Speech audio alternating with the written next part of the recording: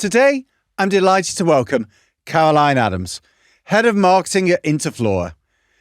Caroline joins me to share how Interflora is blending over 100 years of heritage with bold new ideas to connect with modern audiences.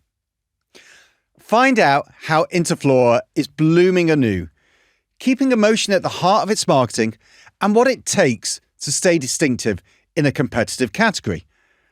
Welcome, Caroline. Thanks very much for coming in. Thanks for having me. Not at all. No. It's an absolute pleasure on things. We always start off with these podcasts with just asking the guests just to explain their background, also as well how they've ended up in their current position as well. So, okay. So my background, I am probably what you call a marketeer through and through. So I started in marketing. I'm still in marketing several decades into my career. But I guess I've zigzagged a little bit because I've zigzagged through three sectors. So I've got experience in FMCG, retail, leisure, digital. And then I've also sort of zigzagged through marketing disciplines, basically doing category, brand, digital, etc. But for the last sort of 10 to 15 years, I've been in leadership roles in businesses, driving the strategy and teams to overcome challenges, really. The Interflora bit, why did I end up at Interflora? I think the position just spoke to me a little bit. It's such a lovely brand. The heritage, I'm here today, spoke to me a little bit. It felt like the culture aligned, and it was enough of a challenge to keep learning and developing, which is also really important to me. So, so that's why I'm at Interflora. Oh, excellent. Well, that's I like the zigzag. Zigzag, yeah, exactly. I suppose it's not quite a ladder, maybe more of a. That's all right. Get there. That's the key thing. Yeah, doesn't always have to be a straight line. It's been very enjoyable. No, that's great. And I mean, when you came into Interflora, it's an interesting. I mean, we're going to go on to this sort of later, but it's an interesting sort of, as you say, heritage brand. Obviously, has got sort of a lot behind it, sort of in terms of what people think about it and what they sort of associate the brand with. When you came in, what did you find how did you find the situation? What do you find in terms of the main challenges? Yeah, it was really interesting because I guess myself, like a lot of consumers, had a lot of perceptions of the brand.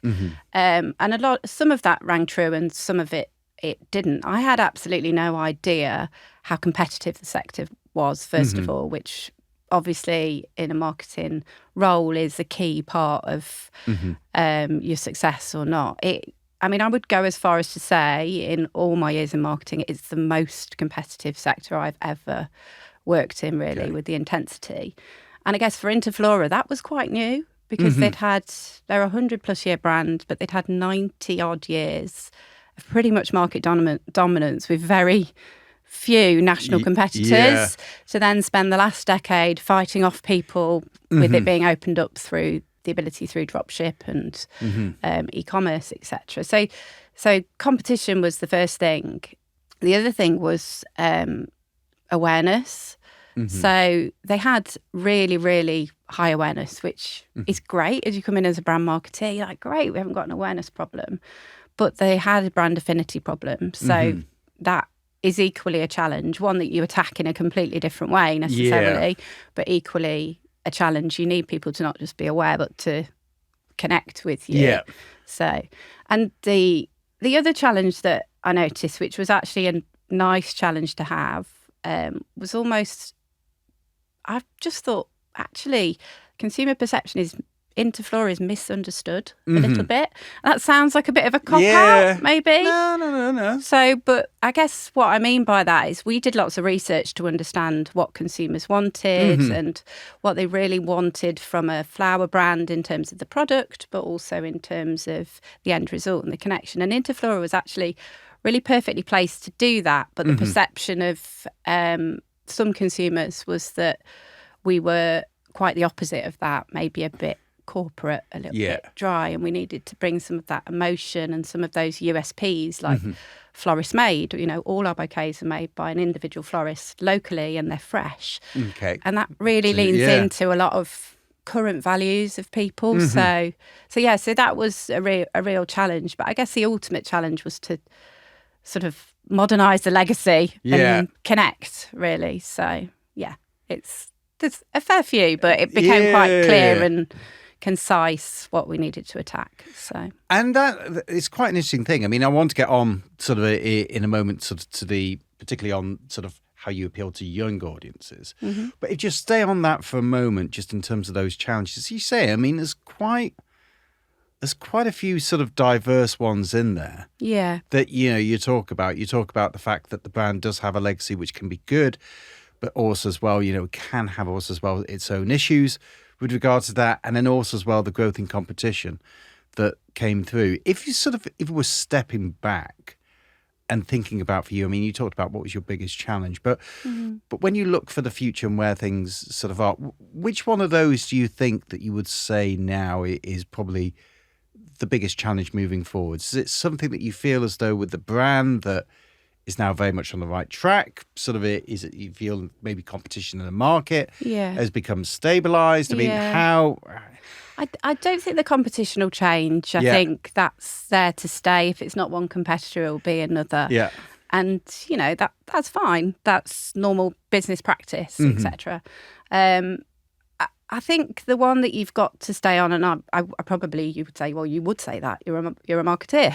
Well, is brand. I don't think you can rest on your laurels when it comes to brand. I think you need to find that way, and it's not. We don't live in a day and a world where you can just shout from the rooftops and run an ad on a big linear TV campaign, and people will go, oh, right, okay, and you've got them subliminally. Yeah. We live in a world where we've got to connect with people and actually mean something and show up in their everyday lives in a way that makes them value us and makes them culturally connect.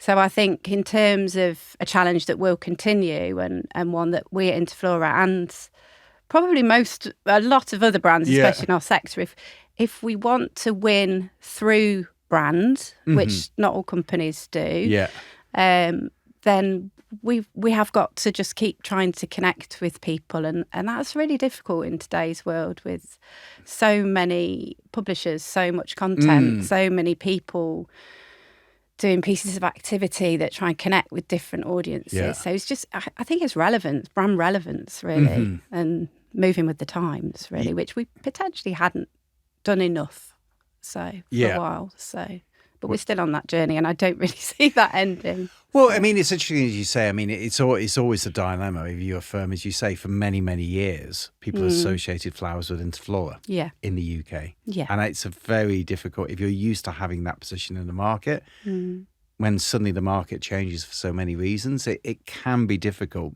to sort of react quickly, particularly with something like the brand, as you say. It's so associated in people's minds. Yeah, absolutely. That can cause its own challenges.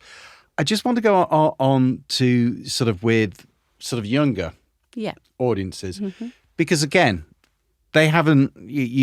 I would imagine, but you tell me because you'll know far more than I will, which is usually the case. Only about Interflora. No, probably other things as well. But when you look at that demographic, because I would imagine from my standpoint, I think about they haven't necessarily grown up.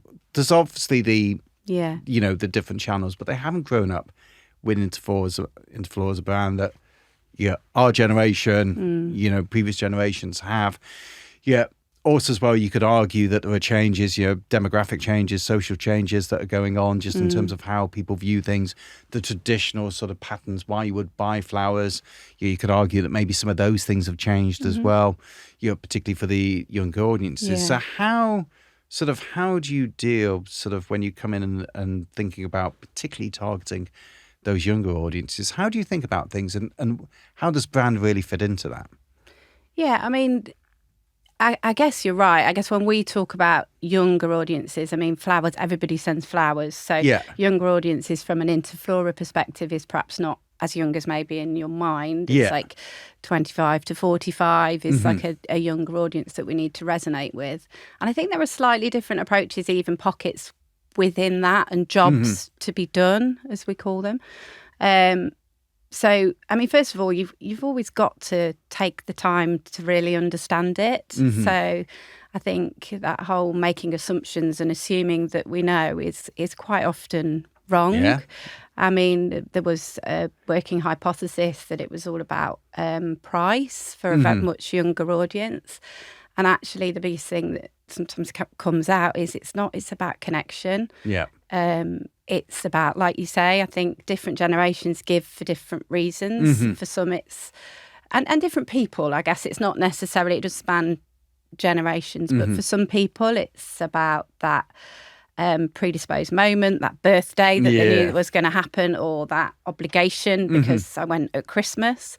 But what we're seeing more and more with sort of a younger female is it's really that desire to connect. And it's that desire to go that extra element. And I think we recognise that and recognise that's where we're good as well and married the two. So it became about working on how do we get that across? Yeah. How do we turn what we've got comms-wise, strategy-wise, product-wise into that.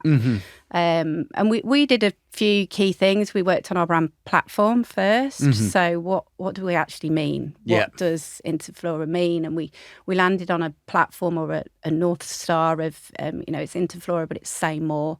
So, it's flowers that mean more. It's flowers that help you connect. Yeah. And we had the right reasons to believe behind that. So local florists that could personalise, delivered, not delivered and thrown at your doorstep in a box, delivered in the moment. So all of those things. So we developed a new brand platform.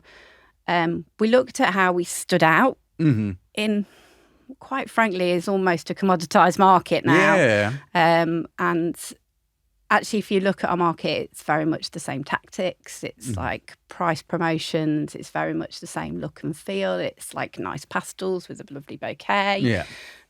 So there's just this sort of sea of sameness. And we thought we need to be relevant. We need to, which was the meaning and showing up with meaning. We need to stand out, which was like the look and feel as well. And we need to sort of connect. So through the two of those. So and through our media strategy, to be honest, connecting by getting attention and using channels that helped us get attention. So and that sort of again, want to come onto that channels thing in a moment, but if you could just perhaps talk a little bit more, particularly again for those younger 25 to 45 year olds. I'm definitely not in that category. I am not disposing whether I am or not. I'm looking forward to my freedom pass. But if you look in terms of the types of creative campaigns, particularly around those sort of younger audiences, can you walk us through what, I guess in a way, sort of what messages you find, as you said, there's the connection, and what message you find resonate the most, sort of with those, and sort of how that has developed over time. Yeah, I mean, creative is so hard nowadays. I think it's way harder, and I've been on a very long journey through the years. It's not as simple as what do you want to say and how do we say that. And I think what at Interflora and generally brands in general, we need to find what people want to hear that lands our brand well, really. And one of the superpowers we have, so one of the big things we did was look at our legacy and think, what are our superpowers? Yeah. Is essentially we're trading in emotions. Yeah. And behind those emotions are stories. Yeah. So unique stories, individual stories, like stories that make you laugh, stories that make you cry, stories you can relate to, stories that, quite frankly, are horror stories to you that you don't want to ever go near them. But essentially that. And I think that's our biggest asset as a brand. It's not always telling those stories, but finding those stories or leaning into those stories. So, for instance, we see we see something that resonates with us as brand on social through an influencer, and genuinely we might think they deserve some flowers. Yeah. Send them some flowers, not necessarily just as a marketing tactic, but as being genuine to our purpose. And so I think stories are really at the key of it, but combined with that with a younger audience as well is just understanding how to be culturally relevant. Yeah. And it is quite hard to say, well, we want to tell them this. Yeah. It's like, Yeah. we want to tell them this. We want them to know all about our florists, and we want them to know that we can personalise bouquets and all that. But it's there's a place for that in the funnel. Further down, there's a place for that. But from a brand building perspective, it's staying quite true to trying to be culturally relevant and tell stories where we can in the right media. So, and sometimes some media we lean into one thing, and other media will lean into other, because obviously it's the days of matching luggage are long gone, and that's not the right approach anymore, definitely for our brand anyway. So and that's an interesting one, because again it leads into this whole idea that when as you said, sort of with younger audiences, there are multiple ways now to obviously target them.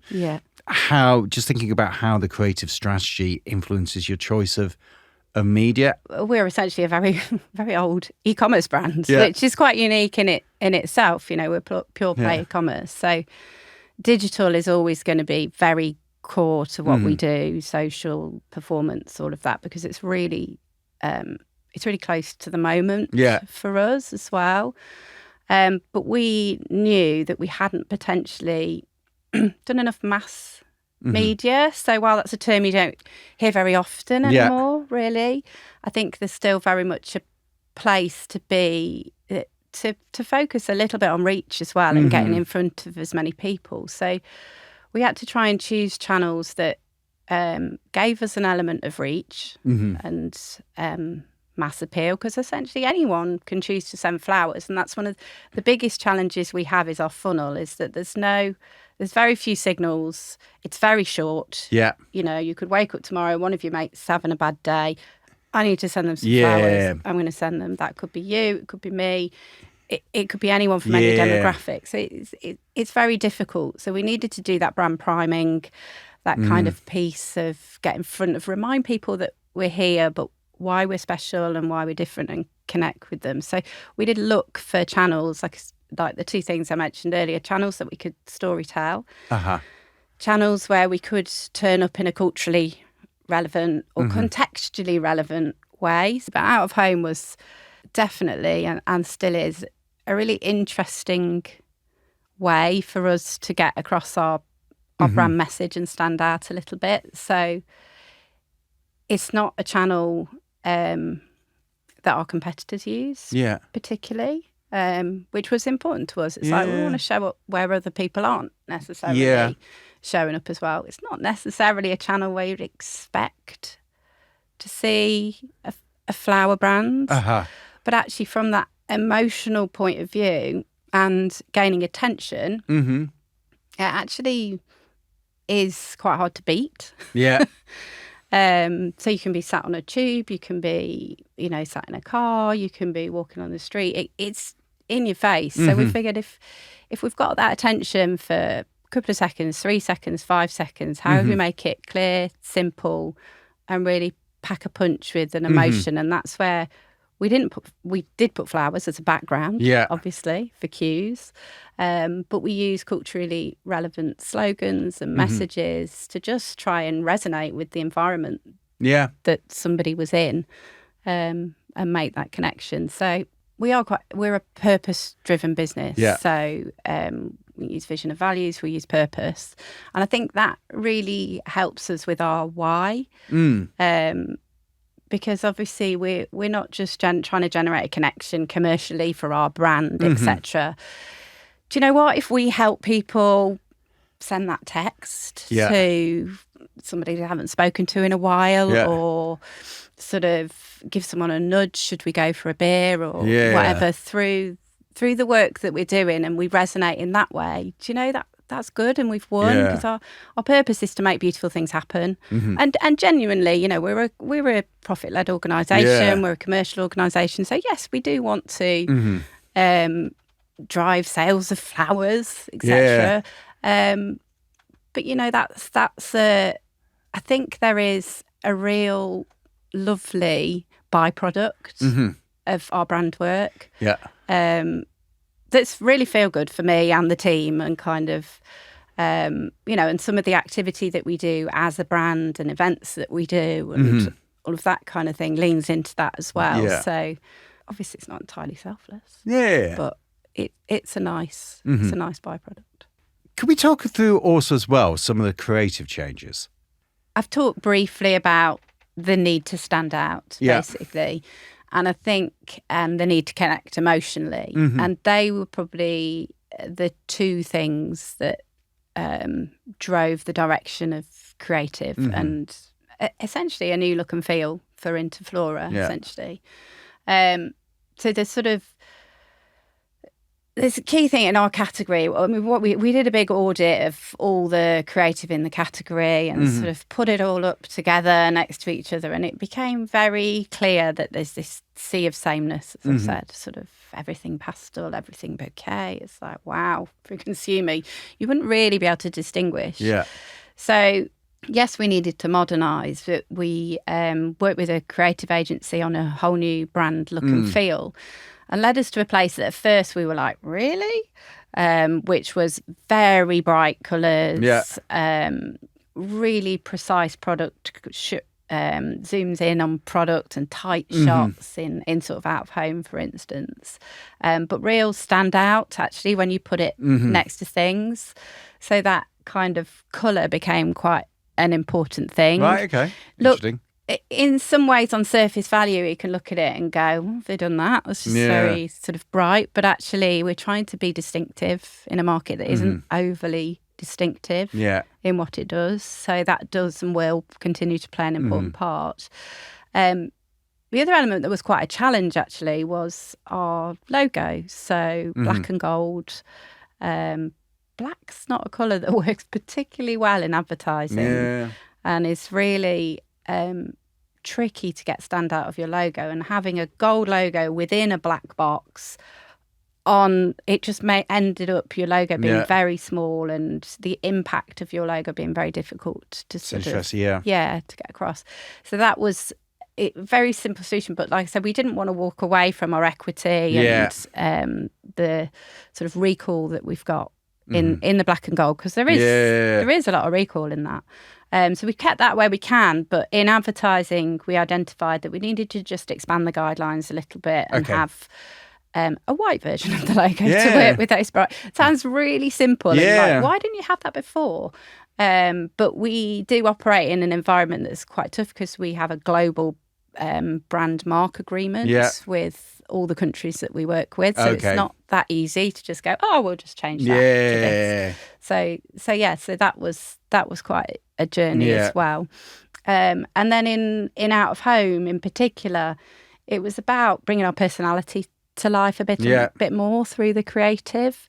So cheeky kind of copy lines, having a bit of fun, showing some of the fun and emotional reasons and messages that people want to give to people. So that was quite a key change for us. And the transformation with your team, sort of bringing them through this sort of change, and how have you found that, and sort of what sort of steps have you taken? I've got a fantastic team, really, who are absolutely amazing. And I think the thing that is very easy to forget sometimes, but a real clear thing for a lot of consumer brands is that the people who work in your teams are consumers.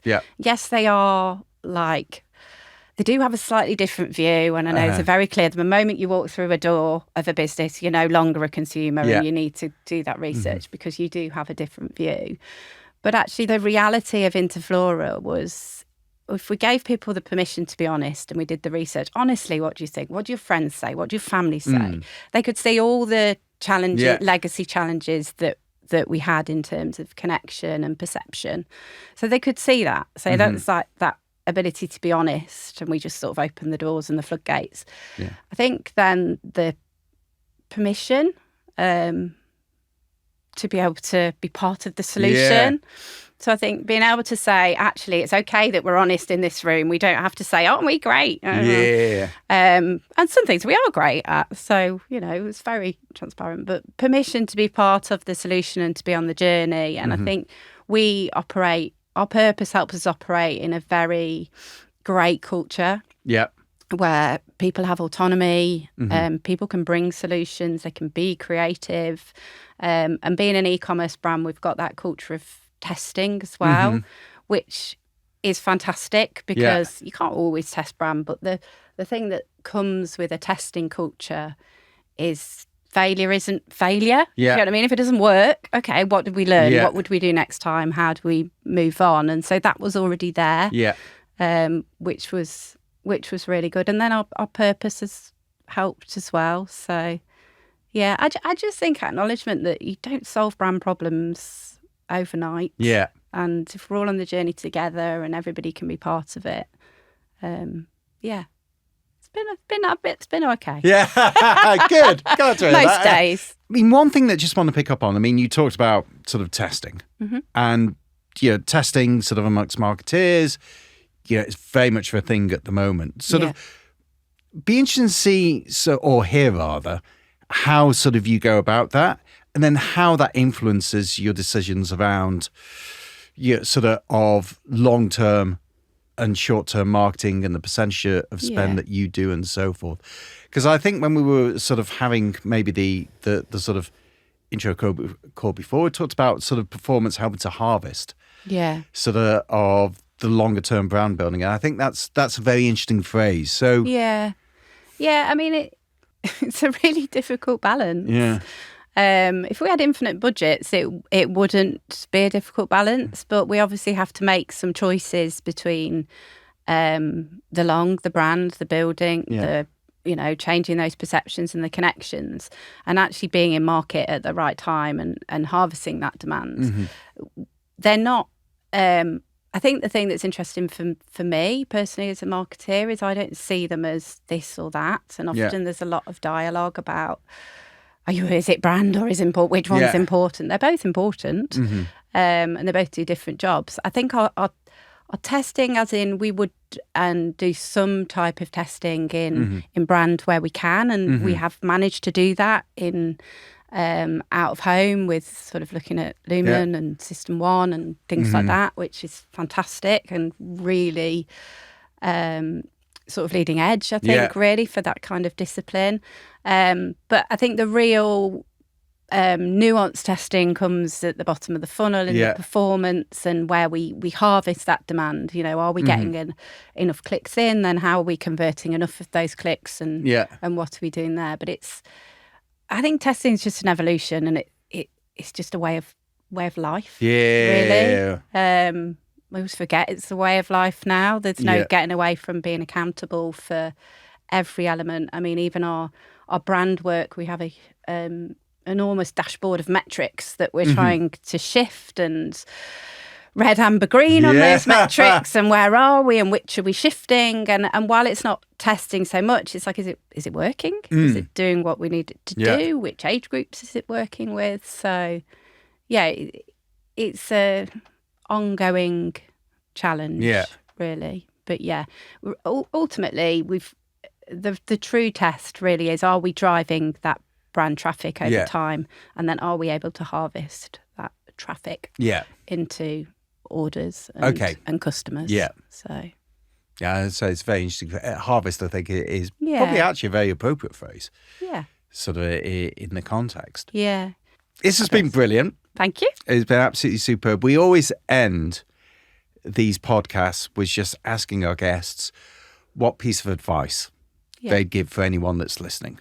Sort of out there. So, piece of advice. Indeed. Well, I'll keep it relevant to the topic and obviously the Interflora challenge. But I think if you have the privilege, like I do, of managing or leading or working in a legacy brand, I think the piece of advice was lean into that legacy. So I think people are often very quick with legacy brands to come in and say, we've got to change it. What are we going to change? We're going to change the logo. We're going to change this. We're going to change that. Spend time leaning into it. Find your superpower. Find the things that make it wonderful. Yeah. But don't live in it. Yeah. I guess. So that's interesting. Don't stay in that. Then work about how you live for the now. Yeah. How do you change getting out there? How do you change connection? How do you change all of those things? But it's quite often, if a brand or a company has been around for that long, they've got some things that are right and wonderful. And it is a privilege, I think, to work on brands like that. That's great. Thank you. Caroline, thanks very much. That's been absolutely superb. Thank you. Thank you for having me. Thank you, Caroline, for sharing how Interflora continues to grow with creativity, purpose, and emotion at its core. If there's anything you would like to ask us or hear more about, you can visit the JCDecaux Marketing Hub online. We hope you enjoyed listening, and wherever you get your podcasts, don't forget to subscribe, like, and share.